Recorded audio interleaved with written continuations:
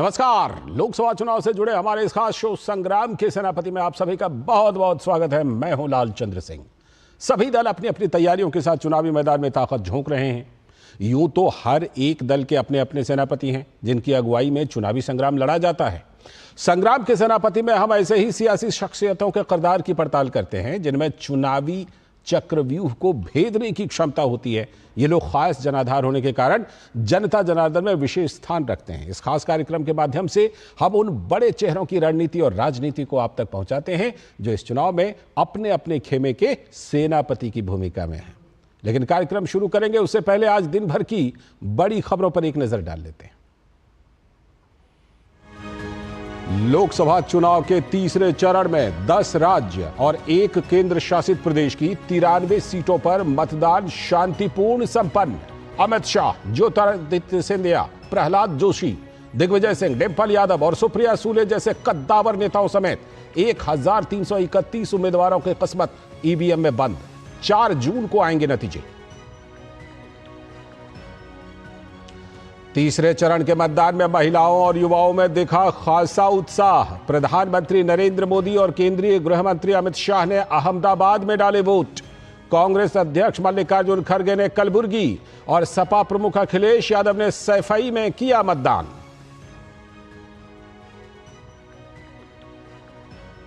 लोकसभा चुनाव के बाकी बचे 4 चरणों के लिए चरम पर प्रचार। प्रधानमंत्री ने मध्य प्रदेश और महाराष्ट्र में जनसभाओं को किया संबोधित। तो कांग्रेस और इंडी गठबंधन पर जमकर बरसे। कहा आतंकियों के बेकसूर होने का सर्टिफिकेट बांट रही है कांग्रेस। लोकसभा के समर के लिए विपक्षी दलों ने भी झोंकी पूरी ताकत। झारखंड की रैली में राहुल गांधी ने जल, जंगल, जमीन पर आदिवासियों के अधिकार का उठाया मुद्दा।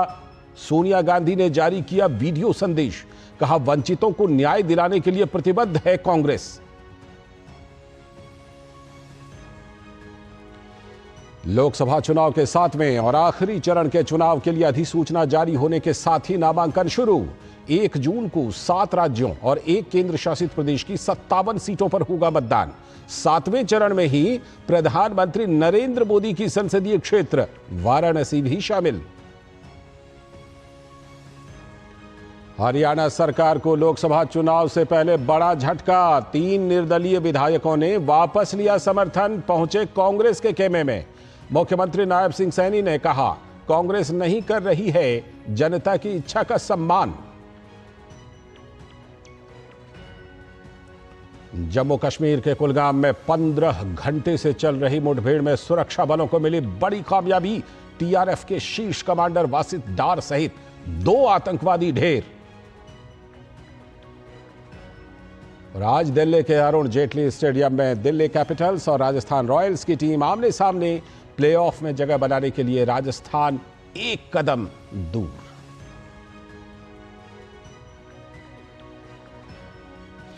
तो अब हम देखेंगे अपना खास प्रोग्राम संग्राम के सेनापति में, जिसमें आज हम बात करने वाले हैं महाराष्ट्र के उन कद्दावर नेताओं की जो राज्य में अपनी अपनी पार्टियों में सेनापति की भूमिका निभा रहे हैं और मजबूत जनाधार रखते हैं।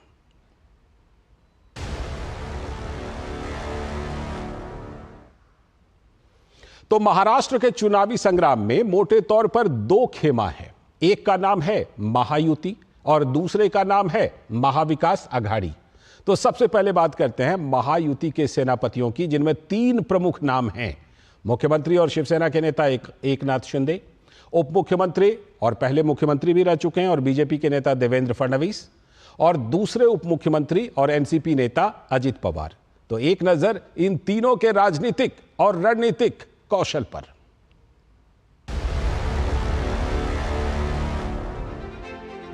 लोकसभा समर के लिए राज्य की 48 लोकसभा सीटों पर बीजेपी महायुति या ग्रैंड अलायंस के साथ चुनाव लड़ रही है।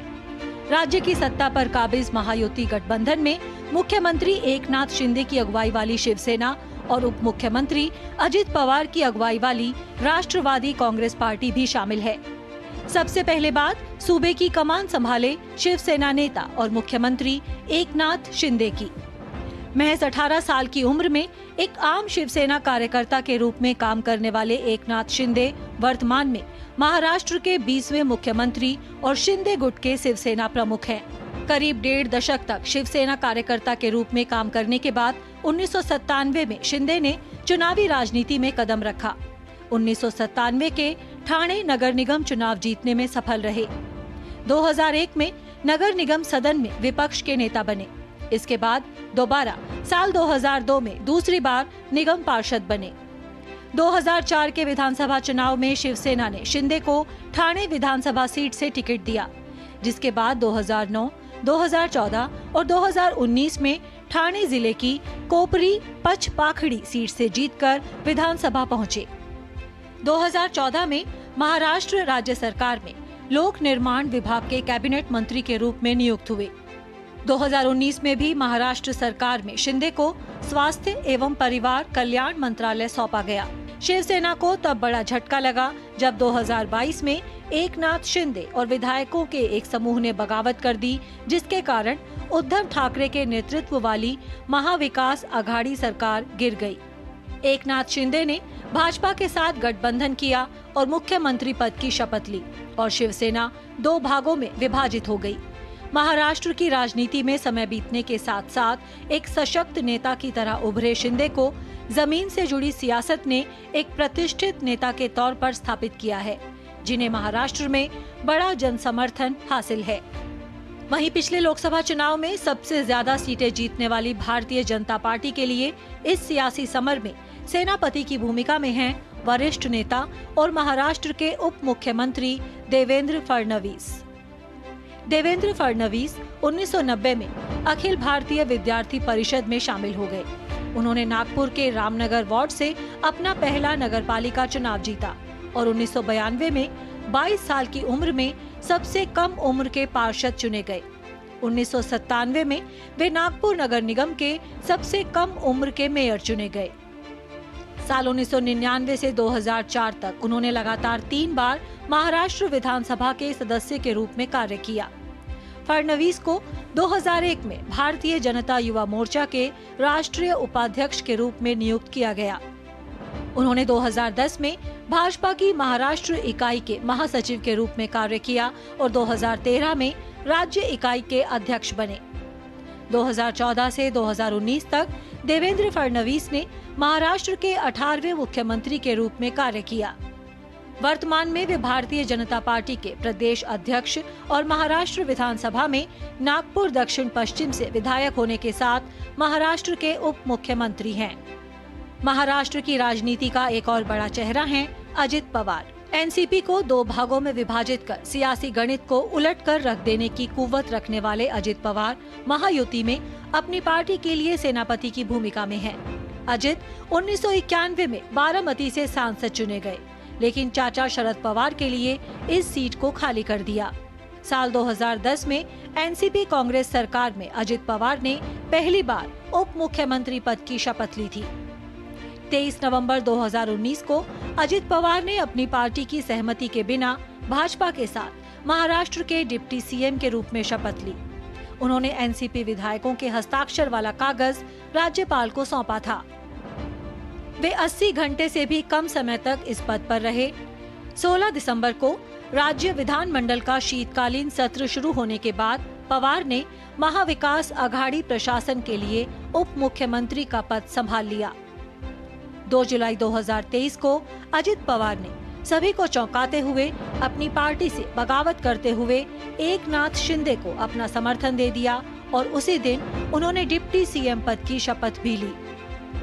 2019 के लोकसभा चुनाव में भाजपा ने सर्वाधिक 23 सीटें जीती थी, जबकि बीजेपी की सहयोगी शिवसेना भी 18 सीटें जीतकर राज्य की दूसरी सबसे बड़ी पार्टी बनी थी।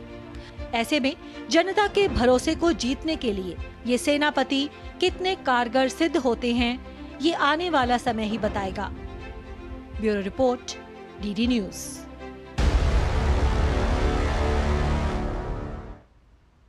तो महायुति के इन 3 सेनापतियों के बारे में आपने देखी ये रिपोर्ट, और थोड़ी सी इनके कौशल के बारे में बात करेंगे अपने खास मेहमान से। लेकिन अभी वक्त है एक छोटे से ब्रेक का। ब्रेक के बाद लौटेंगे तो खास मेहमान से जुड़ेंगे प्रफुल्ल केतकर जी से और इनके कौशल के बारे में थोड़ी सी बात और करेंगे।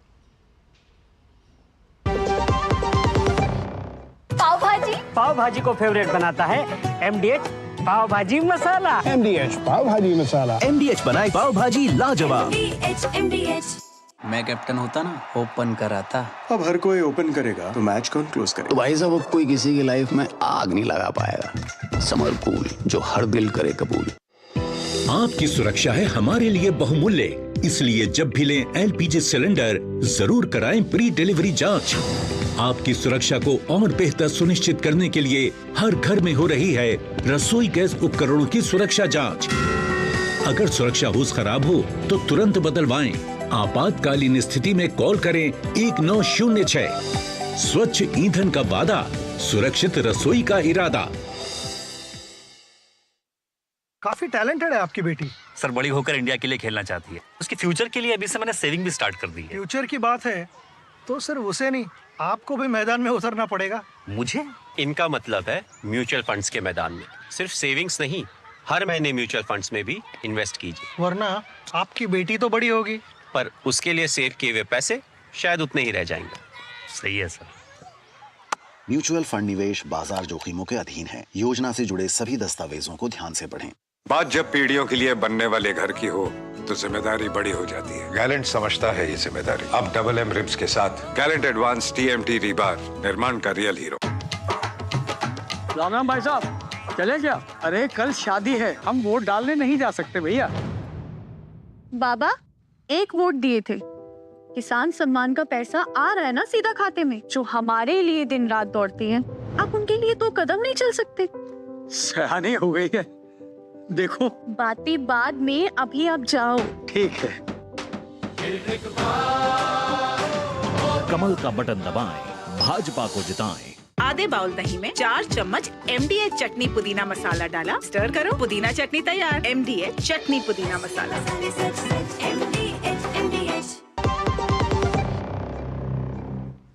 स्वागत है ब्रेक के बाद। आप देख रहे हैं संग्राम के सेनापति। हमारे साथ जुड़ चुके हैं संपादक ऑर्गेनाइजर के प्रफुल्ल केतकर जी।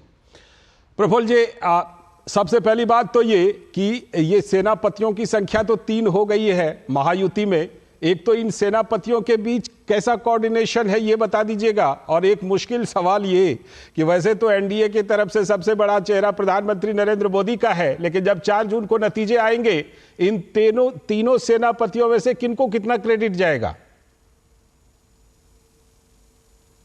लालचंद, देखिए, मुख्यमंत्री के नाते एकनाथ शिंदे का अपना कद है और जिस तरीके से ठाणे कल्याण एरिया है जो इनका कड़ रहा है, और एक सामान्य शिवसैनिक से, सामान्य रिक्शा चालक से मुख्यमंत्री पद तक का जैसा सफर उन्होंने तय किया है जी, ऐसे ठाणे कल्याण एरिया में ये कैसा परफॉर्म करते हैं। दूसरी तरफ अजित पवार जो अपनी चाचा को चुनौती दे रहे हैं, और बारामती जहां पे आज वोटिंग हो चुका है, इनकी पत्नी सुप्रिया सुले जो शरद पवार की बेटी है, उनके खिलाफ चुनाव लड़ रही है।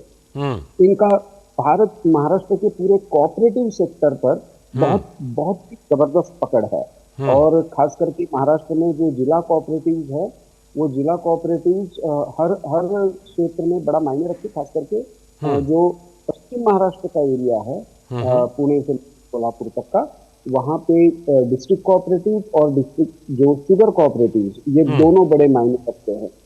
तो उनको कितनी सेंध अजित पवार लगा पाते हैं। लेकिन इसके सूत्रधार जो है वो अभी भी भाजपा के देवेंद्र फडणवीस जी है, क्योंकि ये महाराष्ट्र में जैसे मानो इस महायुति के जो एक तरीके से रणनीति है स्टेट में, उसे करता धरता एक तरीके से देवेंद्र फडणवीस है, और अप्रत्यक्ष रूप से एकनाथ शिंदे भी बार बार इसको कहीं ना कहीं भुनाते रहते हैं। लेकिन एडमिनिस्ट्रेशन, कास्ट इक्वेशन, इन सबको देखते हुए मुझे लगता है देवेंद्र फडणवीस को इन दोनों का साथ मिलना एक बड़ा डिसाइसिव मैंडेट इंडिया के लिए। ठीक, मैं सेना का जो दूसरा दल है उसके भी सेनापति के बारे में बताता हूं, फिर उनके बारे में भी आपसे बात करूंगा। बात करते हैं महाविकास अघाड़ी की। तो महाविकास अघाड़ी के सेनापतियों की, जिनमें प्रमुख नाम हैं वरिष्ठ नेता शरद पवार और साथ में शिवसेना यूबीटी के नेता उद्धव ठाकरे, शिवसेना यूबीटी के प्रमुख, और राज्य में कांग्रेस के अध्यक्ष नाना पटोले। तो एक नजर इन तीनों सेनापतियों के राजनीतिक सफर पर भी डाल लेते हैं।